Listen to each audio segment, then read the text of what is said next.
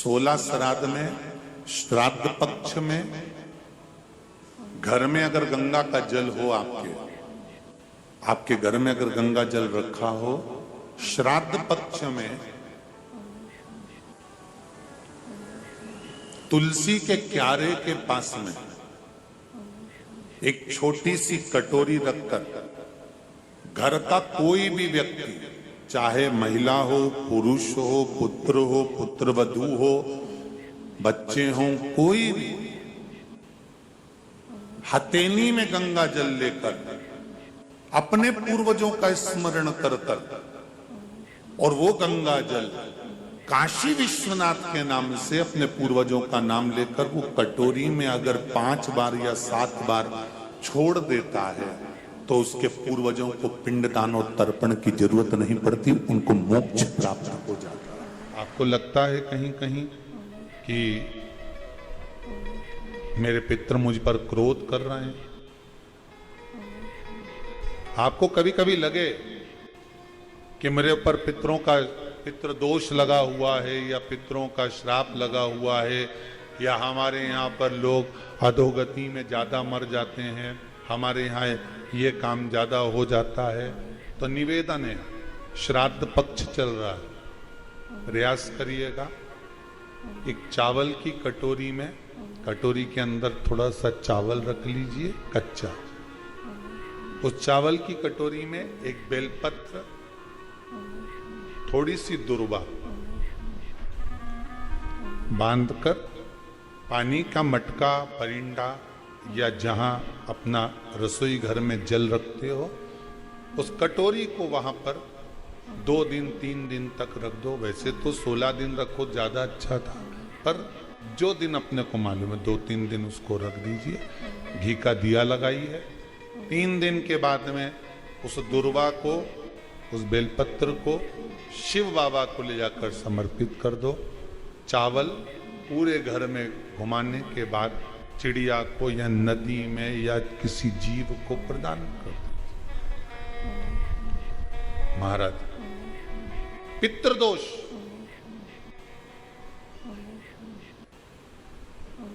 के निवारण का सुंदर तरीका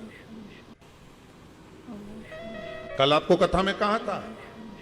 अगर हम ब्राह्मण को भोजन नहीं करा पा रहे, गौ माता को भोजन नहीं दे पा रहे, स्वान को, कुत्ते को भोजन नहीं दे पा रहे, कौए को भोजन नहीं दे पा रहे हैं, किसी कारणवश हम श्राद्ध नहीं कर पा रहे हैं, किसी कारणवश हम पूर्वजों को नहीं मना पा रहे हैं, ऐसा कोई घर नहीं जिसके घर के पितृ श्राद्ध पक्ष में पृथ्वी पर नहीं आते। तुम पूछो मत पूछो, तुम्हारे घर के पूर्वज तुम्हारे यहाँ जरूर आते।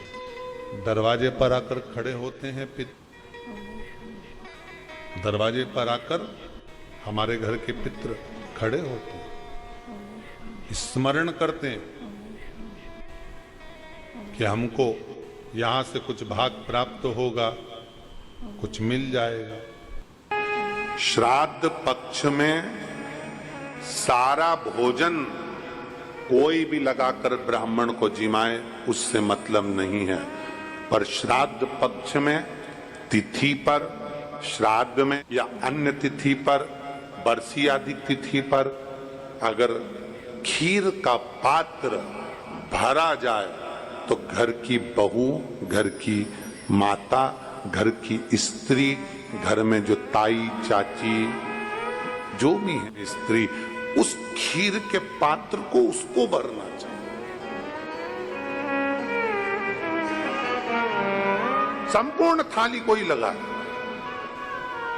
और फिर निवेदन करेंगे। श्राद्ध पक्ष में एक बार प्रयोग कर देखिए, जिसके घर में 23 से 24 साल तक भी औलाद नहीं हो, 23 से 24 साल तक भी औलाद पैदा नहीं हुई हो, जिसके घर में संतान ना हुई हो, वो एक प्रयोग जरूर करे।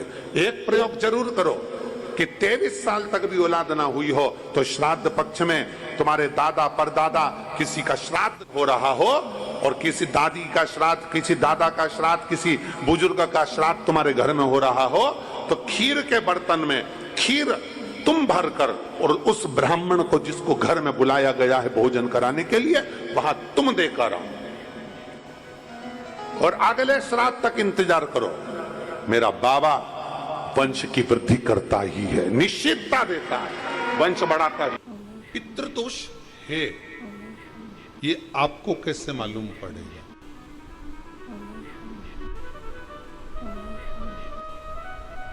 पितृ भूखे हैं, इसका तो वर्णन हमने पहले कर दिया कि रात्रि को जब आप सोने के बाद में 1-1.5 घंटे बाद अगर आपकी नींद खुल जाए, 1 घंटा 1.5 घंटा आप सो लिए, उसके बाद जो नींद खुली तो 1-1.5 घंटे तक अगर आपको नींद नहीं आ रही है, रात्रि को सोने के बाद में 1 घंटे बाद जब उठे तो आपको प्यास लग गई,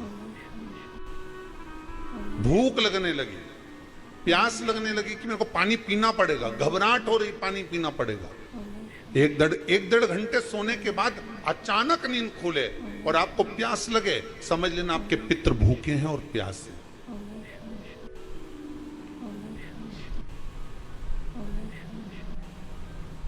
वो भूखे और प्यास हैं, उनको जल की जरूरत है।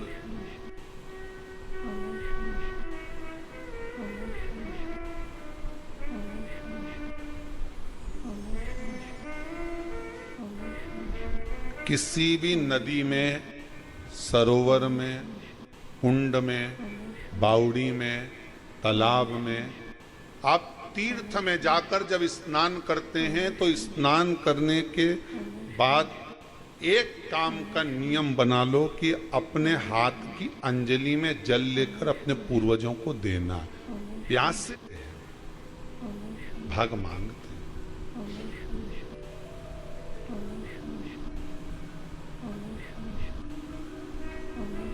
भाग प्राप्त करना। 3 वृक्ष पितरों के तुल्य हैं। नैमिषारण्य की कथा में भी कहा था 3 वृक्ष पितरों के तुल्य हैं। पहला पीपल, दूसरा बट वृक्ष, तीसरा बेलपत्र का वृक्ष, तुल्य है। अगर आपको रात्रि में नींद नहीं आ रही है, ऐसा लगता है कि रात्रि को 1 घंटा 1.5 घंटा सोने के बाद कुछ गलत गलत विचार आने लगते हैं, नींद सुबह 3 बजे तक 4 बजे तक नहीं आती, 4 बजे के बाद फिर नींद आती है, तो एक प्रैक्टिकल जरूर कर देखना। एक प्रैक्टिकल करने में क्या जाता है, प्रयास करने में क्या कुछ जाता है क्या? प्रैक्टिकल कर देखना कि कहीं सीवर वाला महाराज झूठ तो नहीं बोल रहा, तो प्रैक्टिकल करने में कुछ नहीं जाए। 1 लोटा पानी लो, उसमें थोड़ा सा कच्चा दूध डाल लीजिए, श्राद्ध पक्ष चल रहा है, बेलपत्री का पेड़ या पीपल का पेड़ या बट का पेड़, इन पेड़ के नीचे ले जाकर उस दूध को दोपहर में सुबह 10 बजे से लेकर 12 बजे के बीच में ले जाकर चढ़ा दीजिए। रात्रि को फिर ना आपको प्यास लगेगी ना भूख लगेगी, नींद एक बार लगी तो सुबह ही खुलेगी। प्रैक्टिकल। पानी डालने में तुम्हारा कुछ जाएगा? अरे बोलो तो सरी, हमें 10 रुपया का दूध जरूर उसमें, और तुम इतनी चतुर हो, इतना सारा दूध थोड़ी डालोगी तो दूध नहीं बिगड़ेगा। ये तो बस जल डालोगे तुम्हारा ही कुछ अच्छा हो सकता है, बाबा की कृपा है।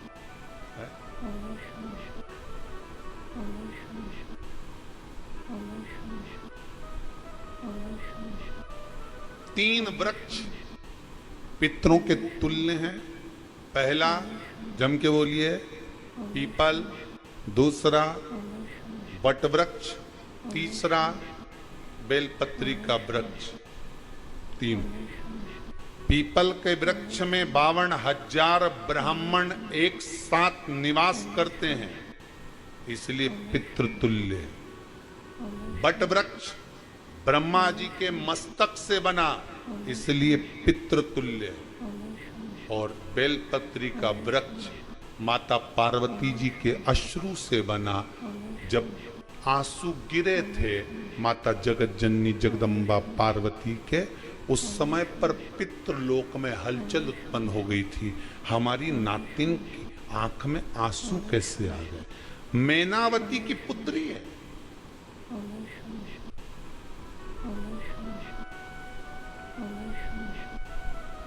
पितरों की नाती, इसकी अश्रु कैसे गिर गए। पार्वती जी ने कहा ये आंसू नहीं, मेरा पुण्य भाग प्रकट करती हूं बेलपत्री के रूप में। तो पितरों ने वर दिया था कि ये बेलपत्री का वृक्ष हमारा आशीर्वाद है, इसके नीचे अगर कोई दीप लगाता है, शिव को स्पर्श कर चढ़ाता है, उसके पितरों की शांति होगी। हम स्वयं उसको आशीर्वाद देने के लिए पधारे। बेलपत्र का वृक्ष पितृतुल्य।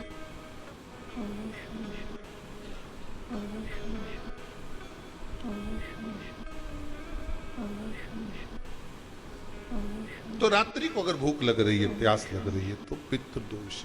दूसरा पितृदोष का लक्षण बताया, घर में कोई शुभ कार्य ना हो, वंश की वृद्धि ना हो, 1 रुपये कमाओ, 1.25 रुपये खर्च हो रहे हैं, पैसा 10 जगह से कमाई आ रही है पर घर में टिक नहीं पा रही है, आया गया, पितृदोष। जरा सी कटोरी पड़ी है, उसके पीछे विवाद चालू हो जाए, पानी ढुल गया, उसके पीछे विवाद हो जाए, या छोटी छोटी बात में घर में क्लेश मचा हुआ है, पितृदोष है। समझ लो हमारे पूर्वज हमसे खुश नहीं, प्रसन्न नहीं। कोई कहता है गुरुजी श्राद्ध बड़े बेटे को करना चाहिए कि छोटे को करना चाहिए। शिव महापुराण की कथा कहती है, अगर जायदाद का पूरा हिस्सा बड़े ने लिया हो और तुमने अपनी माता का दूध ना पिया हो तो एक ही को कर लेने दो। अगर माता का दूध पिया है और अगर एक अंगूठी भी ली है, जरा सा एक कपड़ा भी अगर सास का लिया है, तो श्राद्ध तो तुझे करना ही पड़ेगा, करना ही पड़ेगा। तूने मेरा दूध पिया है तो बिल्कुल जम के तो बोलो।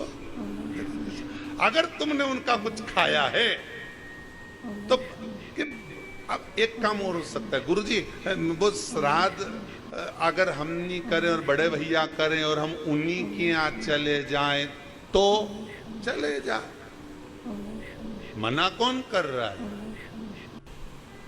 पूड़ी का तेल तू ले जा, खीर का दूध 2 थैली तू खरीद के ले जा। जितना वहां वो सेवा करे उतनी सेवा तुम करो। गलत है क्या? जायदाद का भी तो हिस्सा किया था। सुई की नोक के बराबर नहीं दूंगा ने, ईंट इधर खसकी है तो हमारी इधर खसका दीजिए।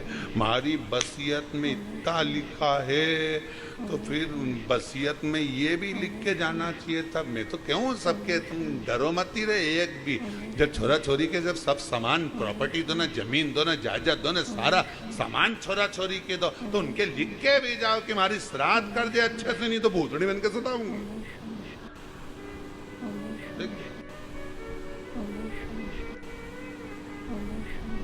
श्राद्ध करो। कितना दिया तुमको? बोलो, ईमानदारी से बोलना, कितना दिया? ढेरों। और एक बात बहुत अच्छे से कहूंगा, आप लोगों के जीवन में उतरे। अगर मायके में भाई, मायके में भाभी, मायके के लोग अगर आपके माँ बाप का श्राद्ध नहीं करते हैं तो बेटी भी अपने माता पिता का श्राद्ध कर सकती है। उसने भी दूध पिया है अपने माता पिता का, पर वो श्राद्ध का भोजन कौन कराएगा? बेटी का पुत्र हो, बेटी की पुत्री हो, वो करा। और नाम वो नाना नानी का लिए करे। अगर वो नहीं कर रहे हैं, वो नहीं संभालते, वो नहीं जानते, तो आप करो।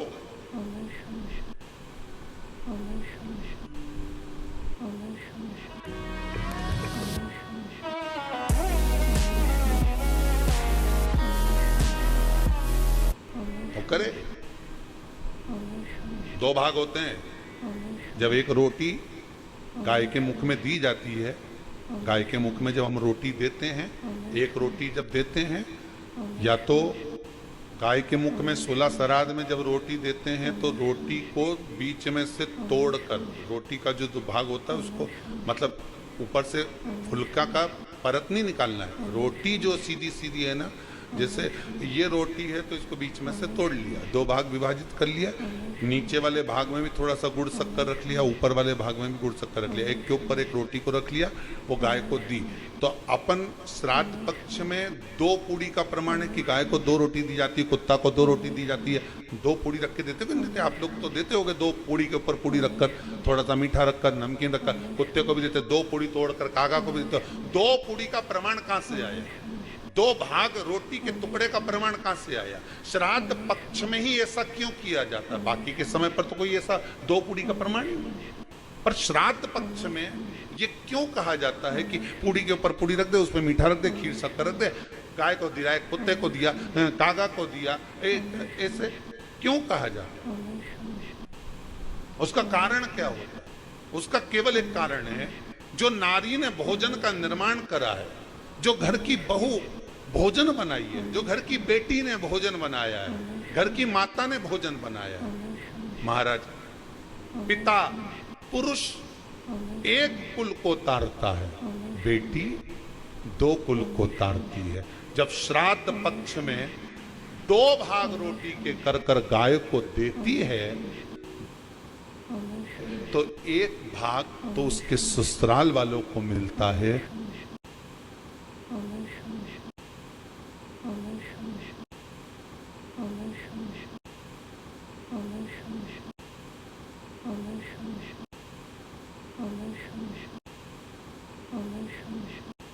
मायके को भी मिले, ससुराल। जब गया जी का पिंड होता है तो नाना नानी सबका स्मरण कराया जाए, 2 बार।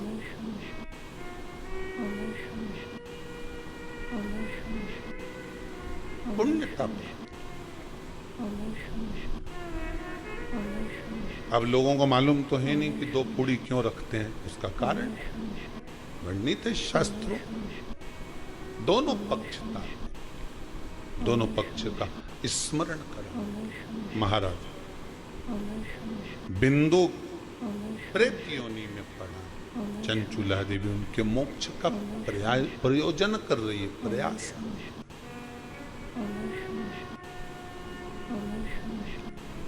क्या करा जाए कि इनको मोक्ष मिल जाए? कहा शिव महापुराण की कथा। पार्वती मैया की सहेली बन गई और पार्वती मैया ने शिव महापुराण में प्रेत योनि से मुक्त होने के लिए कहा, तुम रुका जी के यहाँ जाओ, देवऋषि नारद के पास जाओ। नारद जी ने तुमरुका जी के पास भेज दिया। क्यों? नारद जी जानते हैं मैं कथा नहीं कह सकता, मैं कथा सुन सकता हूं पर कह नहीं सकता। कहने के लिए मुझे बैठना पड़ेगा, सुनने के लिए हो सकता है कि मैं चले जाऊं, वापिस आकर बैठ जाऊं।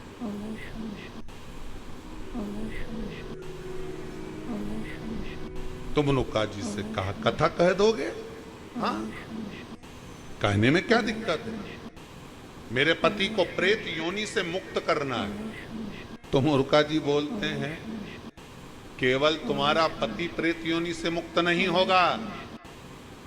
तुमरुका जी ने शिव महापुराण में कहा, सुनो चंचुला देवी, केवल एक व्यक्ति शिव पुराण से नहीं तरता, इस बिंदुक जैसे ना जाने कितने प्रेत इस वायुमंडल में घूम रहे होंगे, ना जाने कितने पितर, ना जाने कितने आहूत, ना जाने कितने वासुक इस वायुमंडल में घूम रहे होंगे।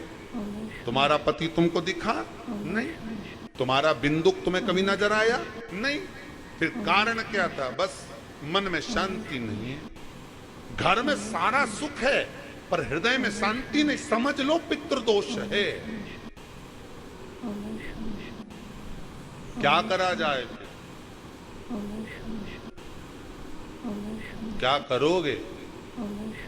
महाराज, हृदय शांति, हृदय शांति। केवल एक अकेला बिंदुक शिव महापुराण की कथा सुनकर नहीं तरेगा। तुमरुका जी कहते हैं, जिस समय पर मैं शिव महापुराण की कथा कहूंगा, सुनो चंचुला देवी, इस संसार के इस भूमंडल पर मृत्यु लोक में जितने भी जीव इस संसार सागर में भटक रहे होंगे, शिव महापुराण की कथा सुनकर वो भी तर जाएंगे। ये अकेली बिंदु को तारने वाली नहीं है। इस मृत्यु लोक में जो विराजमान, आज भी नियम है महाराज, श्राद्ध का भोजन टेबल पर नहीं कराया जाता। श्राद्ध का भोजन ब्राह्मण को कुर्सी पर बिठाकर नहीं कराया जाता। श्राद्ध का भोजन किसी जाता। श्राद्ध का भोजन आज भी प्रमाण है कि ब्राह्मण के लिए भूमि पर आसन लगना चाहिए और जमीन पर बैठकर कराना चाहिए। तब क्यों? क्योंकि इस भूमि पर बैठकर जब भोजन कराएंगे, इसी भूमि से ना जाने कितने पितृ गए, कितने तर्पण हुए, कितनी तिलांजलि हुई, इसी भूमि से, इस रज से, इस कण से ना जाने कितने जीव चल गए। अब लकड़ी पर या टेबल पर या कुर्सी पर बैठकर ब्राह्मण का फैशन ज्यादा हो गया तो बात दूसरी है। पंडित जी ऊपर बैठ के खा लोगे क्या?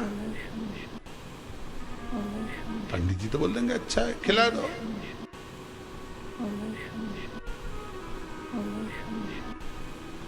ऊपर बैठ के क्यों?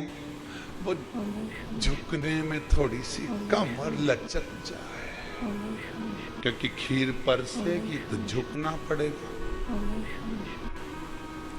अब ब्राह्मण अगर भोजन करने आसन पर बैठेगा, तुम अगर थोड़ा झुककर परसोगी, ब्राह्मण के सम्मुख में आप थोड़ा सा भोजन कराते समय झुकोगी। जरा विचार करिए, यशोदा मैया के घर में संतान नहीं थी। यशोदा जी श्रावण के महीने में श्रावणी करने आए हुए ब्राह्मण को मात्र खीर परोसने के लिए गई थी। 52 साल की उम्र थी, संतान का सुख नहीं दिख रहा था, खीर परोसने के लिए गई। उतनी देर में ब्राह्मणों ने देखा इनके घर में संतान नहीं है, पुत्र भव कह दिया। और यशोदा जी के पति श्री नंदराय जी कह रहे हैं कि बाबा मैं 60 का, ये 55 की, बाल हो गए धोले और तुम कह रहे हो पुत्र होगा। कहां से होगा? ब्राह्मण कहते हैं, ब्राह्मण जब भोजन करता है, भोजन करते समय जब वर देता है, वो वर गलत नहीं हो सकता, कहीं से भी आएगा, पर छोरा तो आएगा। और आया, कहीं से भी आया, पर पुत्र आया, क्योंकि आशीर्वाद दिया था।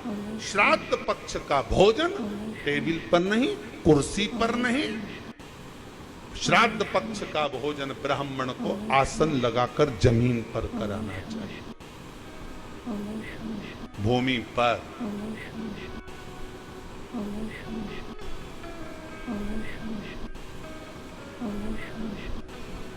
अब आजकल के ब्राह्मण भी थोड़े नीचे,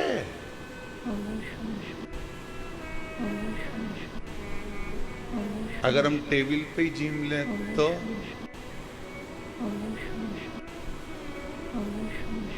जी क्या बोले भी तो क्या बोले, तुम लोग बताओ।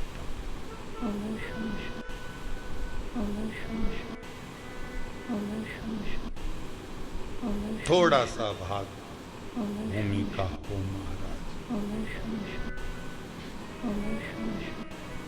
तर्पण, तिलांजलि सब।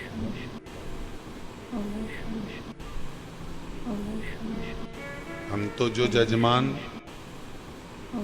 हवन करने के लिए भी जो जजमान लोग नाम लिखाए हैं पितरों के लिए, तो हम उनको भी कहते हैं कि कुर्सी पर बैठकर आहुति छोड़ने से अच्छा है आप बैठो मनानी पर, पहले सबसे पहले भूमि पर 10 मिनट बैठो, पर बैठकर आहुति छोड़ो। उसके बाद भले आप स्टूल लगाओ, कुर्सी लगाओ, आपकी मर्जी, पर 10 मिनट 5 मिनट तो आप भूमि पर बैठो। उन जीवों के लिए